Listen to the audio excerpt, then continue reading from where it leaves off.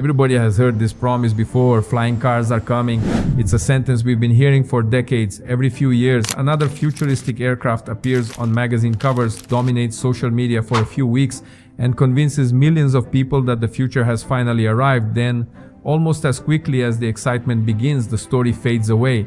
The company runs into technical problems, investors lose confidence, regulations prove more difficult than expected, and another revolution quietly disappears. After watching this happen over and over again, most people stopped taking flying cars seriously. They became one more futuristic idea that always seemed to be just around the corner, but never actually arrived. That's exactly why something happening in the United States right now deserves much more attention than it's receiving. Not because someone built another impressive prototype. We've seen plenty of those. Not because a company released another computer animation showing aircraft flying between skyscrapers. We've seen those too. What makes this moment different is far less dramatic at first glance. It's happening inside testing facilities, manufacturing plants, engineering departments, and government certification programs. In other words, it's happening in the places where ambitious ideas usually succeed or quietly die. Over the last several months, one American company has reached a series of milestones that individually don't seem particularly exciting. But when you place them in chronological order, something unexpected begins to emerge. The aircraft entering advanced FAA certification testing, demonstration flights moving beyond isolated desert ranges, manufacturing partnerships expanding, government agencies accelerating advanced air mobility programs, international airlines preparing for future operations. None of these headlines generated worldwide excitement on their own. Yet together, they tell a story that feels very different from every flying car announcement we've seen before. For years, the biggest question surrounding this industry was simple: can these aircraft actually fly? That question is slowly being replaced by another one. If so many organizations are suddenly investing time, money, and resources into making this happen, what are they seeing that everyone else is missing? Because companies don't expand factories for science experiments. Major manufacturers don't dedicate production expertise to technologies they believe have no future. Governments don't redesign regulatory programs unless they believe something is approaching reality. And airlines certainly don't prepare commercial partnerships simply because an aircraft looks futuristic. Somewhere beneath all of these developments, there's a much bigger story beginning to take shape. A story that extends far beyond a single aircraft or a single company. Before we get there though, there's one thing we need to understand first. Why did virtually every previous attempt at building a flying car fail? Because until you understand what stopped everyone else, it's almost impossible to understand why this American project suddenly feels different.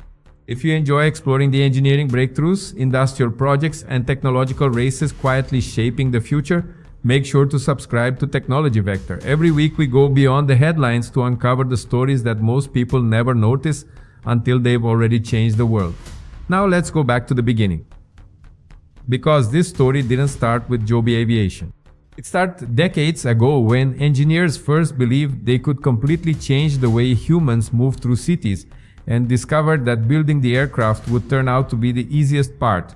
For decades, engineers, entrepreneurs, and some of the biggest aerospace companies in the world have chased the same dream. A vehicle that could lift off vertically, fly above traffic, land almost anywhere, and make commuting faster than anyone thought possible. On paper, the idea was almost irresistible. Cities were becoming more congested every year. Roads were reaching their limits. Helicopters were expensive, noisy, and impractical for everyday transportation. If someone could build a quiet electric aircraft that combined the convenience of a car with the freedom of a helicopter, the market could be enormous. Investors saw the opportunity. Engineers accepted the challenge. Billions of dollars began flowing into companies that promised to reinvent urban transportation. And for a while, it looked like the breakthrough was only a few years away. One prototype after another took to the skies. Some looked like oversized drones. Others resembled helicopters with futuristic designs. Some even attracted backing from technology giants and legendary Silicon Valley investors. The excitement was real, but there was one problem. Most of these aircraft were built to prove that flying was possible, not that an entirely new transportation system could actually exist. That's a much harder challenge. Flying for 5 minutes during a demonstration is one thing. flying thousands of passengers every single day in changing weather conditions over densely populated cities while meeting the same safety expectations as commercial aviation, that's something completely different. Suddenly, every company discovered that the aircraft itself was only one piece of a much larger puzzle. Batteries had to become lighter without sacrificing range. Electric motors had to prove they could operate reliably for thousands of flight hours. Air traffic systems would need to accommodate hundreds or even thousands of low-altitude flights. Cities would require entirely new landing infrastructure. Pilots would need specialized training. Maintenance procedures had to be standardized. Insurance companies needed confidence. Regulators demanded years of testing. Every solution uncovered another problem that hadn't existed before. Some companies simply ran out of money before reaching that point. Others realized that their aircraft couldn't meet the performance they had originally promised. A few changed their business models entirely. Even companies with remarkable engineering teams eventually discovered that convincing regulators was often more difficult than convincing investors. By the early 2020s, skepticism had started replacing excitement. Flying taxis became one of those technologies people admired but quietly assumed would remain just out of reach. The headlines became less frequent. The promises became more cautious. And outside the aerospace industry, public interest slowly faded. Yet while attention was disappearing, something interesting was happening behind closed doors. A small group of companies stopped focusing on making headlines and started focusing on solving the problems that had quietly defeated everyone else. Instead of asking, how futuristic can we make this aircraft? They began asking much less glamorous questions. How do we manufacture consistently? How do we certify every critical component? How do we prove reliability over thousands of flights instead of a handful of demonstrations? Those questions don't produce viral videos. They don't create dramatic product launches. But they are exactly the kinds of questions every successful aircraft program has had to answer throughout aviation history. And that's where one company's timeline begins to stand apart. Because while much of the public had stopped paying attention, Joby Aviation wasn't trying to win the next news cycle. It was trying to solve the problems that had quietly ended almost everyone else's ambitions. And once you begin looking at what the company has accomplished over the last few years, it becomes much easier to understand why so many people inside the aerospace industry suddenly started watching very closely. Joby Aviation wasn't the first company to enter the race. In fact, by the time it was founded in 2009, the idea of electric vertical flight had already captured the imagination of engineers around the world. But from the very beginning, the company's strategy looked different. Instead of chasing headlines with bold promises about replacing every car on the road, Joby focused on something much less exciting and far more important. It wanted to build an aircraft that aviation authorities would eventually trust. That may sound obvious today, but it represented a completely different way of thinking, because designing an aircraft that can fly is an engineering challenge. Designing one that regulators are willing to certify is an entirely different mission. Every system has to be tested, every component has to be validated. Every possible failure has to be anticipated long before the aircraft ever carries its first passenger. It's a process measured not in weeks or months, but in years. And while the public was waiting for dramatic announcements, Joby spent much of that time doing work that rarely made the news. Engineers refined flight control systems, they improved battery performance, they redesigned components. They conducted thousands of hours of testing. Progress was steady, but it wasn't spectacular, at least not from the outside. Then something began to change. Instead of talking only about prototypes, the company started announcing milestones that carried a different kind of weight. Not marketing milestones, certification milestones, manufacturing milestones, operational milestones. The kind of progress that matters to people inside the aviation industry. One of the most significant moments came when Joby began flying what is known as a FAA-conforming aircraft. That phrase may not sound impressive, but inside aerospace it means a great deal. Earlier prototypes are often built to explore ideas, test concepts, or validate technologies. A conforming aircraft is different. It is designed to match the configuration that regulators expect to evaluate during certification. In other words, it represents a major step away from experimentation and much closer to the aircraft the company ultimately hopes to place into commercial service. That's a transition many companies never reach. And Joby didn't stop there. Around the same time, the company expanded its manufacturing capabilities with support from Toyota, one of the most experienced production companies in the world. At first glance, it might seem unusual for an automotive giant to become deeply involved in an aerospace startup. But when you think about the challenge ahead, the partnership begins to make perfect sense. Building one aircraft is difficult. Building hundreds of identical aircraft, each meeting extremely strict quality standards, is something else entirely. That's where decades of manufacturing experience become incredibly valuable. Suddenly, this wasn't just an aerospace story anymore. It was becoming an industrial story, a supply chain story, a production story. The questions surrounding Joby were beginning to evolve. People were no longer asking whether the aircraft could leave the ground. They were asking whether the company could eventually build enough of them to support an entirely new transportation network. And then another development attracted attention for a completely different reason. Instead of flying only at remote test facilities, Joby began demonstrating how its aircraft could connect places that millions of people recognize immediately. One of those demonstrations linked the area around John F. Kennedy International Airport with Manhattan, showing how a journey that often takes close to an hour by road could potentially be completed in just minutes through the air. It wasn't a commercial flight, it wasn't proof that the service was ready to launch, but it accomplished something equally important. For the first time, many people could stop imagining what urban air mobility might look like and begin visualizing how it could actually fit into everyday life. And once that happened, an even bigger question started to emerge. If the technology is advancing, the manufacturing is expanding, and real-world demonstrations are becoming more frequent, why does it still feel like commercial flying taxis are just out of reach? The answer lies in one of the most demanding certification systems ever created, and understanding that system may explain why the next few years could be more important than the last 2 decades combined. The reason is simple: aviation doesn't work like the smartphone industry. A company can't release a product, fix a few problems later through software updates, and improve it as customers begin using it. Every aircraft is expected to prove its safety before it ever carries its first paying passenger. That's why certification has become the defining challenge for every company entering this new industry. The FAA doesn't ask whether an aircraft can complete a successful flight. It asks a much harder question: can this aircraft perform that same flight safely, repeatedly, under thousands of different conditions, while protecting its passengers even when something goes wrong? Every battery system must be tested. Every electric motor must demonstrate reliability. Flight control computers must continue functioning even if individual components fail. Emergency procedures have to be validated. Software must respond correctly to countless unexpected situations. Engineers intentionally create failures during testing just to understand how the aircraft reacts. In many cases, proving what happens during a failure is just as important as proving what happens during a normal flight. That's one of the reasons commercial aviation has become one of the safest forms of transportation in history. Every lesson learned over the past century has been built into today's certification standards. For companies developing electric vertical aircraft, that means they aren't creating an entirely new rulebook. They're entering one of the most demanding certification environments ever established. It's a slow process, sometimes frustratingly slow. But there's another way to look at it. Every successful step through certification removes one more layer of uncertainty.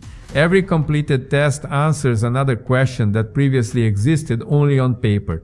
And eventually, if enough of those questions receive satisfactory answers, something remarkable happens. The discussion stops being theoretical. Instead of asking whether flying taxis are possible, regulators begin asking how they'll operate alongside helicopters, commercial airplanes, and existing air traffic. That's a completely different conversation. It's also one of the reasons aerospace experts have been paying such close attention to Joby's recent progress. Not because certification has already been completed, it hasn't, but because the company continues moving forward through a process that many people once assumed would take much longer or prove impossible altogether. Each milestone may seem incremental on its own, yet certification has never been about one dramatic breakthrough. It's about hundreds of smaller achievements, each one building confidence that the aircraft is moving closer to commercial reality. But certification alone doesn't create a new industry. Even if regulators approve an aircraft tomorrow, another challenge immediately appears. Where will these aircraft fly? Where will they land? Who will maintain them? How will cities integrate them into existing transportation systems? That's where this story becomes even more interesting. Because while engineers have been focused on the aircraft itself, governments, airports, infrastructure planners, and private companies have quietly been preparing for something much larger. The aircraft may be the most visible part of the story. The ecosystem developing around it may prove to be even more important. And once you start looking at what's happening beyond the aircraft, it becomes clear that this is no longer just one company's ambition. It looks increasingly like the early foundation of an entirely new transportation network. And that's exactly where this story begins to expand far beyond Joby Aviation. Because if you look carefully at the companies, governments, and organizations becoming involved, you start realizing that they're not preparing for a single aircraft. They're preparing for an entirely new layer of transportation. Think about how commercial aviation works today. An airplane doesn't exist in isolation. It depends on airports, maintenance facilities, trained pilots, air traffic controllers, weather systems, emergency procedures, manufacturers, suppliers, and thousands of professionals working behind the scenes. The aircraft is only the part passengers actually see. Everything else makes the system possible. Urban air mobility will be no different. If electric aircraft are expected to move people between airports and city centers, new infrastructure has to be built. Small landing hubs, often called vertiports, must be strategically placed near business districts, transportation hubs, and major destinations. Charging systems have to be installed. Maintenance crews must learn to service aircraft that operate very differently from traditional helicopters. Pilots will require specialized training. Air traffic management systems must evolve to safely coordinate a much larger number of low-altitude flights. None of these changes happen overnight. Yet that's precisely why the recent developments surrounding Joby have attracted so much attention. They are occurring alongside a much broader effort to prepare the environment these aircraft will eventually operate in. Airports have begun studying how urban air mobility could integrate with existing terminals. Airlines are exploring partnerships that would allow passengers to complete an entire journey using multiple forms of transportation under a single booking. Local governments are evaluating where future vertiports could be located without creating unnecessary noise or disrupting existing communities. Even companies outside aerospace have started paying attention, recognizing that if this market grows, it could reshape everything from logistics and tourism to real estate and emergency response. Suddenly, the aircraft itself becomes just one piece of a much larger economic picture, and that's one of the reasons Toyota's involvement carries so much significance. Most people see Toyota as an automaker. But the company has spent decades mastering something that many aerospace startups have never attempted at scale, producing extremely complex machines with extraordinary consistency. Manufacturing isn't simply about assembling parts, it's about creating repeatable processes that allow hundreds or eventually thousands of identical vehicles to leave a factory while meeting incredibly demanding quality standards. That's knowledge that cannot be developed overnight. If urban air mobility ever becomes commercially viable, manufacturing capacity may become just as important as aerodynamic performance. An aircraft can be revolutionary, but if only a handful can be built every year, the industry will struggle to grow beyond demonstration projects. Scaling production has defeated countless promising technologies throughout history. Joby appears determined not to let that happen. Yet perhaps the most fascinating part of this entire story isn't happening inside American factories at all. It's happening thousands of miles away, where another nation has been moving just as aggressively toward the same destination, but following a remarkably different path. And when you compare the two approaches side by side, you begin to understand why this quiet race may become one of the defining technological competitions of the next decade. China reached the starting line differently. Instead of allowing the market to evolve almost entirely on its own, the Chinese government identified what it calls the low-altitude economy as a strategic national priority. That phrase may sound technical, but its meaning is surprisingly straightforward. Imagine all the airspace below the routes used by commercial airliners. For decades, much of that space has been occupied primarily by helicopters, emergency aircraft, and small private planes. China sees something entirely different. It sees an opportunity to create an entirely new economy operating just above the streets. Passenger transportation, cargo delivery, infrastructure inspection, medical response, tourism, agriculture, public safety. Entire industries connected by electric aircraft operating at low altitude. Once you understand that vision, many of China's recent decisions begin to make sense. Companies developing electric vertical aircraft have received strong institutional support. Cities have been selected to test new operating models. Regulations have evolved alongside technological development.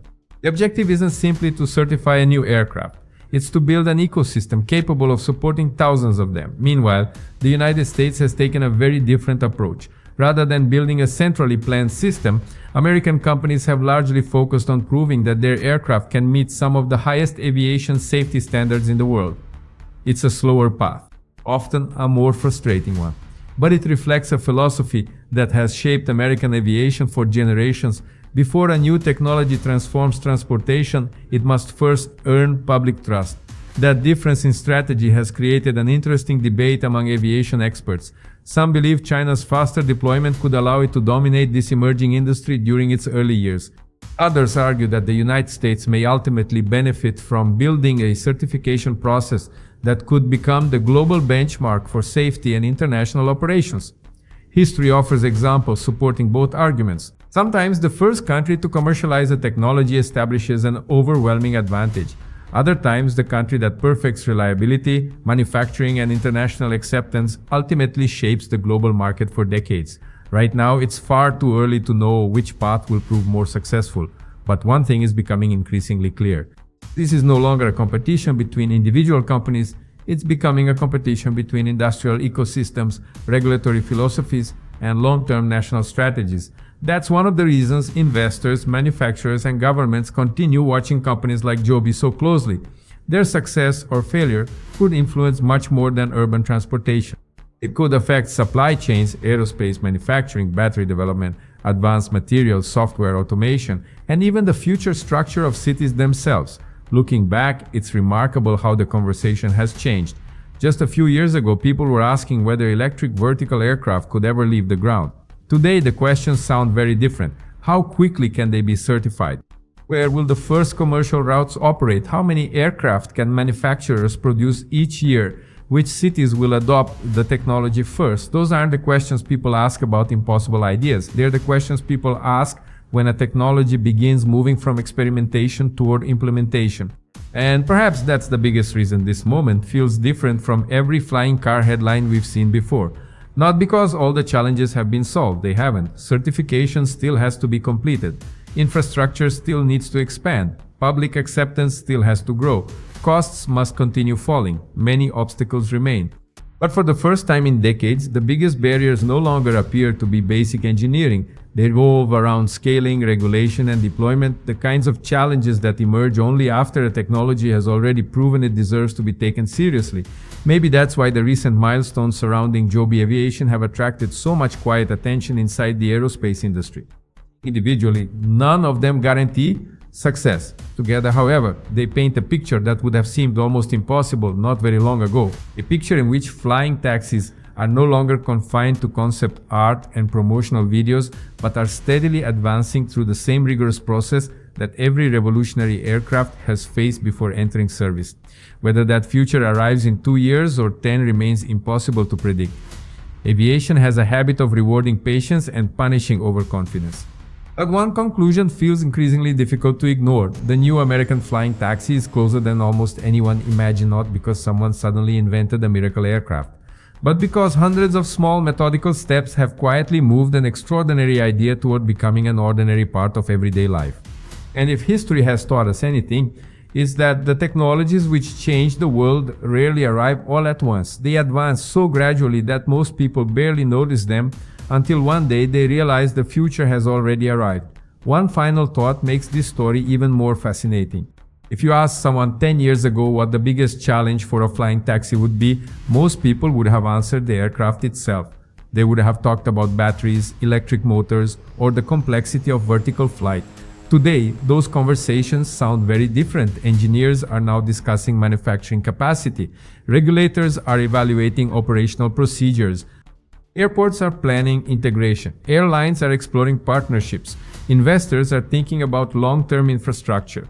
The conversation has matured, and that's often one of the clearest signs that an industry is beginning to leave its experimental phase behind. Of course, that doesn't mean success is guaranteed. Aviation has always been an industry where optimism must be balanced with reality. History is full of remarkable aircraft that look promising but never reached commercial service. Unexpected technical challenges can appear at any stage. Certification timelines can change. Economic conditions can shift. Public acceptance cannot be taken for granted. Building the aircraft is only part of the journey. Building confidence may prove to be even harder. But confidence is built one milestone at a time. One successful flight test, one completed certification requirement, one manufacturing expansion, one new partnership. None of these moments dominate the evening news. They rarely become viral videos. Yet, history often shows that technological revolutions are driven by exactly these kinds of quiet achievements. When people look back years later, they usually don't point to a single dramatic announcement. They connect dozens of seemingly ordinary events that together mark the beginning of something extraordinary. Think about commercial aviation itself. There wasn't one day when the world suddenly decided airplanes would become the primary way to travel long distances. The transformation happened gradually.